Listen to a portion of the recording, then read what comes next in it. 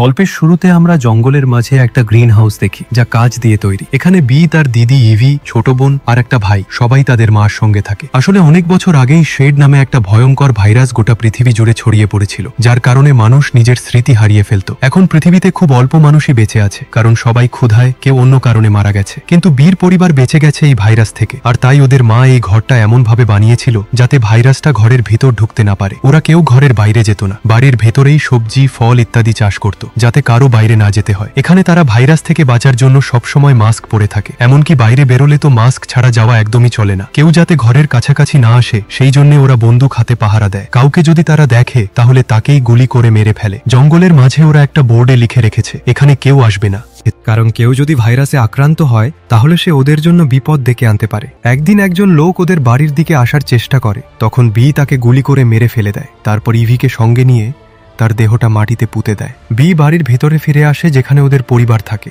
এখানে সবাইকে নামের প্রথম অক্ষর লেখা একটা লকেট দেওয়া আছে, যেটা তারা গলায় পরে থাকে। যেমন বির লকেটে বি লেখা থাকে। এটা এজন্যে যদি কখনো কেউ নিজের স্মৃতি হারিয়ে ফেলে তাহলে লকেট দেখে নিজেকে চিনতে পারে। বীর ভাইয়ের স্মৃতি একরকম হারিয়েই গেছে, সে বেশিরভাগ সময় একা থাকে। আসলে ছোটবেলায় সে একবার মাস্ক না পরে বাইরে চলে গেছিল, তখনই ভাইরাসে আক্রান্ত হয়ে গেছিল, তাই এখন তার কিছুই মনে থাকে না। আর মাঝে মধ্যে ছোটখাটো কথায় খুব রেগে যায়, তখন তাকে বিছানায় শুয়ে বেঁধে রাখতে হয়। এদিকে ইভি যে মৃতদেহটা পুঁতে দিয়েছিল তার কাছ থেকে একটা ছবি নিয়ে নেয়, সেটা সে একটা বাক্সে রেখে দেয় যেখানে আরো মৃত মানুষদের স্মৃতি বা চিহ্ন রাখা আছে, অর্থাৎ এরা আগেও আরো মানুষকে মেরেছে। সেই বাক্সটা ইভি গাছের নিচে পুঁতে রাখে। ওরা যখনই কাউকে মারে তখন প্রার্থনা করে ঈশ্বরের কাছে ক্ষমা চায়, আর কাউকে না মারলেও পারিবারিক নিয়ম অনুযায়ী প্রার্থনা করে। একদিন বি একা পাহারা দিচ্ছিল, তখন সে জঙ্গলে একজন লোককে মাস্ক পরে দেখে। সে তাকে মারতে যাচ্ছিল, কিন্তু লোকটা যখন তার মাস্ক খুলে তখন তার মনে হয় এই লোকটাকে সে আগে কোথাও দেখেছিল। তাই সে ভাবতে থাকে,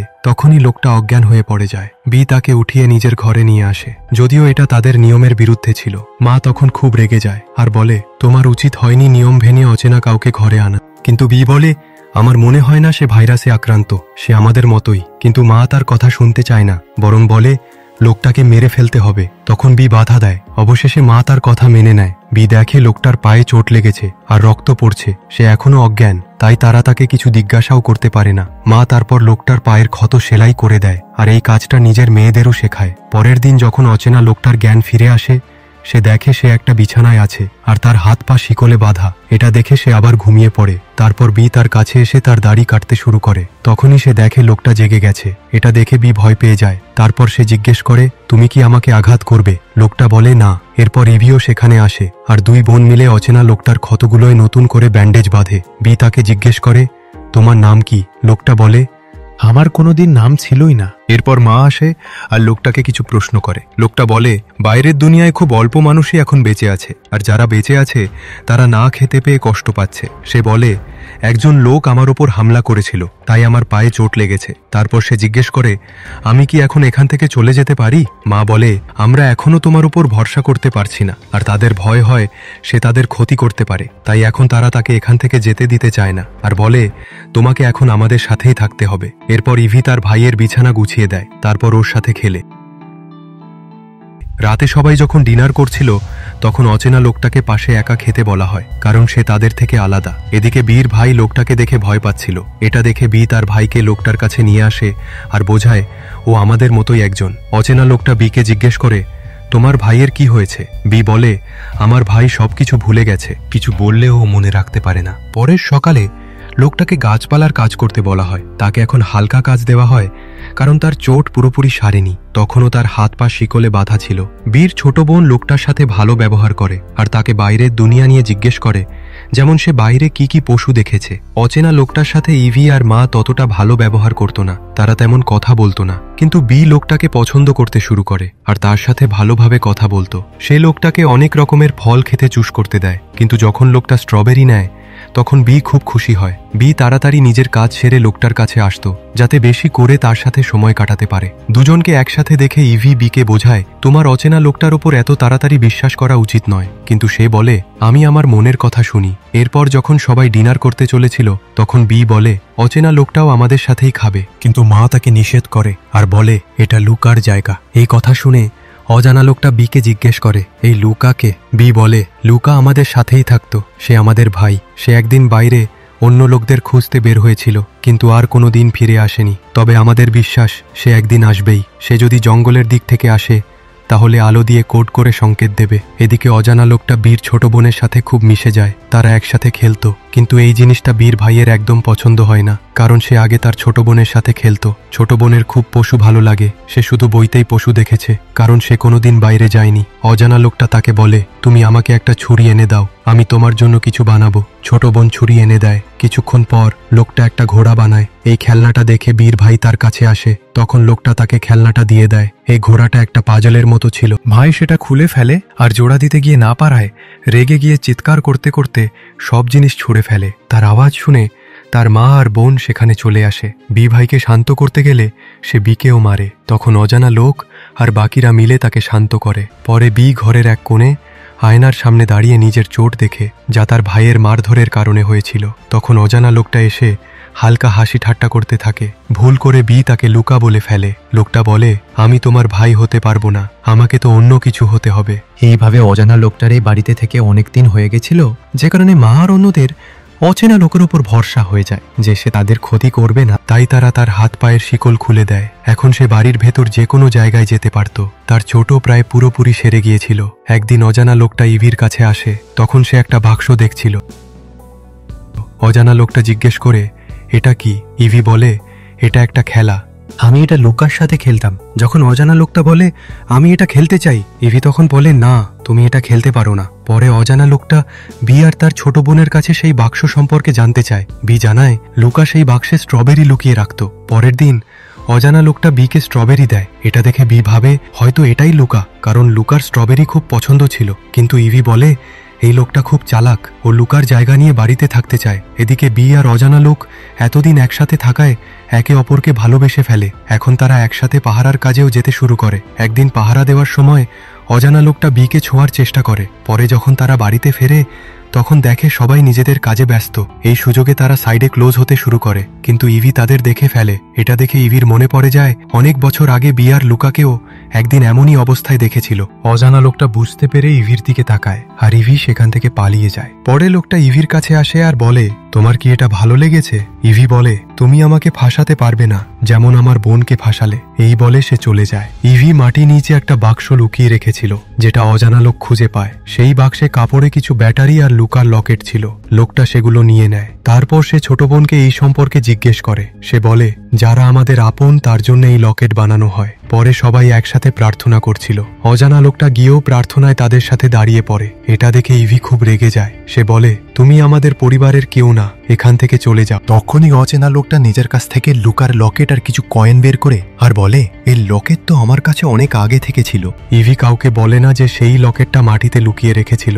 ইভি বলে, অবশ্যই এই লোকটাই লুকাকে মেরে লকেট নিয়েছে, কিন্তু কেউ তার কথা বিশ্বাস করে না। সবাই মেনে নেয় এটাই লুকা। রাতে ইভি তার মায়ের কাছে আসে আর বলে, এই অজানা লোকটা লুকা না, ও এখানে এসেছে কিছু বড় করার জন্য। মা বলে, চিন্তা করো না, আমি দেখে নেব। এরপর থেকে অজানা লোকটাকে তাদের সাথেই খেতে দেওয়া হয়। এখন সে পরিবারের সদস্যের মতো তাদের সাথে থাকছিল। বি আর অজানা লোকটা প্রায় সব সময় একসাথে থাকতো। একদিন মা জানতে পারে বি প্রেগন্যান্ট। তখন মা বলে, তোমায় এখন একজনকে বেছে নিতে হবে, অজানা লোকটা, না হলে তোমার ভবিষ্যতের বাচ্চা। কারণ আমাদের বাড়িতে খুব কম জিনিসপত্র আছে। তোমায় তাকে এখান থেকে চলে যেতে বলতে হবে, কারণ তুমি এখন মা হতে চলেছ। এটা শুনে বি ভীষণ কষ্ট পায়। যখন সে পাহারায় যায় অজানা লোকটার সাথে, তখন বলে, আমি মা হতে চলেছি, কিন্তু আমাদের কাছে দরকারি জিনিস কম, তাই তোমায় এখান থেকে যেতে হবে। অজানা লোকটা এমন করতে চায় না। সে বলে, আমি তোমার মায়ের সঙ্গে কথা বলবো। পরের দিন অজানা লোকটা ইচ্ছে করে বীর ভাইকে উল্টো সিধে কথা বলে, যাতে সে রেগে যায়। ভাই রেগে গিয়ে একটা জানালার কাঁচ ভেঙে ফেলে। বি আর ইভি তখন জানলার ফুটো বন্ধ করে, যাতে বাইরের বাতাস এসে ভাইরাস ছড়াতে না পারে। মা তার ছেলেকে খুব বকাবকি করে, কিন্তু অজানা লোকটা বলে এটা দুর্ঘটনাবশত হয়েছিল। এরপর মা অজানা লোকটার সঙ্গে একা কথা বলে আর বলে, তুমি এবার এখান থেকে চলে যাও। কিন্তু লোকটা বলে, তোমার ছেলে হিংস্র হয়ে উঠছে, তাই ওকে বাইরে যেতে দেওয়া উচিত। কিন্তু মা তার কথা মানে না। সেই রাতে মা যখন ছেলেকে ঘুম পাড়িয়ে ঘরের বাইরে আসে, তখন অজানা লোকটা তার কাছে আসে, তার মুখ চেপে ধরে তাকে মেরে ফেলে। তারপর তার দেহটা তুলে নিয়ে ছেলের পাশে রেখে দেয়। কিছুক্ষণ পরে ছেলে তার মাকে ওই অবস্থায় দেখে তাকে তুলতে যায়। তখন অজানা লোকটা এসে বলে, এই ছেলেটাই নিজের মাকে মেরেছে। এই কথা শুনে ছেলে রেগে গিয়ে অজানা লোকটাকে মারতে শুরু করে। তখন তার বোন আসে আর দুজনকে আলাদা করে। অজানা লোকটা বলে, এই তোমার মা মাকে মেরে ফেলেছে। বি আর ইভি বিশ্বাসই করতে পারে না সে তাদের মাকে মেরে ফেলেছে। বীর ভাই তার মায়ের মৃত্যু দেখে কিছু বলতেও পারে না, সে খুব ভয় পেয়ে গেছে। তারপর অজানা লোকটা তাকে একটা ঘরে নিয়ে যায় আর জানলা খুলে দেয়, যাতে ভাই বাইরের বাতাসে সংক্রমিত হয়ে যায় আর যা কিছু ঘটেছে তা ভুলে যায়। অজানা লোকটাও তখন ঘরে থাকে, কিন্তু তার শরীরে শ্রেড ভাইরাস কোনো প্রভাব ফেলতে পারে না। এদিকে দুই বোন তাদের মায়ের শেষকৃত্য করছিল, কিন্তু ছোট বোন এটা দেখে খুব ভেঙে পড়ে। তাই ইভি তাকে শান্ত করার জন্য বাইরে নিয়ে যায়, যাতে সে এসব ভুলে থাকতে পারে। কিন্তু যাওয়ার সময় ইভি ভুল করে নিজের একটা বাক্স বির কাছে ফেলে রেখে যায়। বি যখন সেই বাক্সটা দেখে তখন সেটা খুলে ফেলে। তার ভেতরে একটা ঠেলাগাড়িতে লুকার নাম লেখা ছিল। তখন তার মনে পড়ে যায় এক পুরনো ঘটনা। একদিন পাহারার সময় বি একজন লোককে গুলি করে মেরে ফেলে। পরে জানতে পারে সে আসলে লুকা ছিল। তার টর্চের ব্যাটারি শেষ হয়ে গিয়েছিল বলে সে সংকেত দিতে পারেনি। বি তাকে তার বডি পুঁতে দেয়, তার টর্চ আর নাম লেখা লোকেটও লুকিয়ে রাখে। সে এসব কথা পরিবারকে কোনোদিন বলে না। সব ভুলে যেতে বি নিজের মুখের মাস্ক খুলে ফেলে, যাতে ভাইরাসে সংক্রমিত হয়ে সে নিজেও সব ভুলে যায়। তাই আজও তার মনে হয় লুকা একদিন ফিরে আসবে। কিন্তু ইভি জানতো বি ভুল করে লুকাকে মেরে ফেলেছে, তাই সে লুকার লোকেট নিজের কাছে রেখে দেয়। বি তখন ইভিকে জিজ্ঞেস করে, তুমি আমাকে আগে বলনি কেন যে লুকা মরে গেছে? ইভি বলে, আমি এর জন্যই বলিনি যাতে তুমি লুকাকে মনে করে কষ্ট না পাও। তখন বি রেগে গিয়ে বলে, চলো বাইরে যাই আর সব কথা ভুলে যাই। কিন্তু ইভি এমন করতে রাজি হয় না, সে বিকে আটকাতে চায়। এই সময় অজানা লোকটা আসে আর দুজনকে শান্ত করতে চায়, কিন্তু বি কারো কথা না শুনে বাইরে চলে যায়। ইভি তাকে আটকাতে যায়, কিন্তু অজানা লোকটা তাকে থামায় আর বলে, তোমায় নিজের কথা ভাবা উচিত। তারপর ইভি ভাইয়ের কাছে যায়, দেখে সে সব ভুলে গেছে। সেখানে বিও আসে, যে বাইরের বাতাসে যাওয়ার ফলে সব ভুলে গিয়েছে। ছোট বোনও সব ভুলে গিয়েছে। ইভি দেখে তার পুরো পরিবার শেষ হয়ে যাচ্ছে।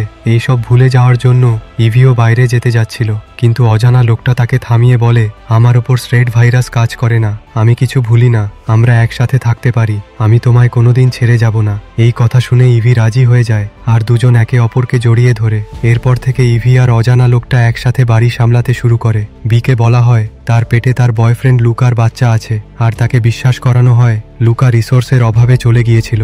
ছোট বোনকে বলা হয় সে বীর মেয়ে, আর ভাইকে আগের মতো করেই রাখা হয়। এভাবে তারা নতুন নতুন সম্পর্কের সাথে একসাথে থাকে। একদিন বীর ভাইয়ের কিছু মনে পড়ে যায়, সে মাটি খুঁড়তে শুরু করে। তখন সে দেখে মাটির নিচে দুটো কঙ্কাল, যাদের গলায় বিআরইভির লকেট। তখন বোঝা যায় যাদের আমরা বিআরইভি ভেবেছিলাম তারা আসলে আসল বিআরইভি না। এই পরিবারের আসল কনসেপ্টটা ছিল সময় মতো নতুন লোকদের পুরনো লোকদের জায়গায় বসানো হয়। বিআরইভি মারা যাওয়ার পর মা অন্য কাউকে তাদের রূপে পরিবারের মধ্যে জায়গা দিয়েছে। ছোট বোনকে বীর মেয়ে বানিয়ে দেওয়া হয়। অজানা লোকটাকেও লুকা বানিয়ে ফ্যামিলিতে অ্যাড করা হয়। এইসব করা হয় যাতে কেউ মরে গেলে বা অন্য কোনো কারণ ঘটলে পরিবার একইভাবে টিকে থাকে। শেষে পাহারা দিতে গিয়ে অজানা লোকটা এক নতুন লোককে দেখে। তখন সে প্ল্যান করে এখন যে ভাই আছে তাকে মেরে ফেলবে, কারণ সে এমনিও কোনো কাজের না, আর এই লোকটা তাদের অনেক কাজে আসতে পারে। এই কারণে অজানা লোকটা ভাইকে গুলি মারে। এইভাবেই সিনেমাটা শেষ হয়। বন্ধুরা, আপনারা যদি ভিডিওটা একদম শেষে পর্যন্ত দেখে থাকেন তাহলে অনেক অনেক ধন্যবাদ। এবার আমাদের একটা প্রশ্নের উত্তর দিন, মুভিতে ইভি লকেট কোথায় লুকিয়ে রেখেছিল? উত্তরটা কমেন্টে জানিয়ে দিন। ভিডিওটা ভালো লাগলে লাইক করুন, শেয়ার করুন, আর সিনেমার এক্সপ্লেনেশন পেতে চ্যানেলটিকে সাবস্ক্রাইব করে বেল আইকন প্রেস করুন, যাতে পরের ভিডিওগুলো আপনি মিস না করেন। ততক্ষণে বাই বাই।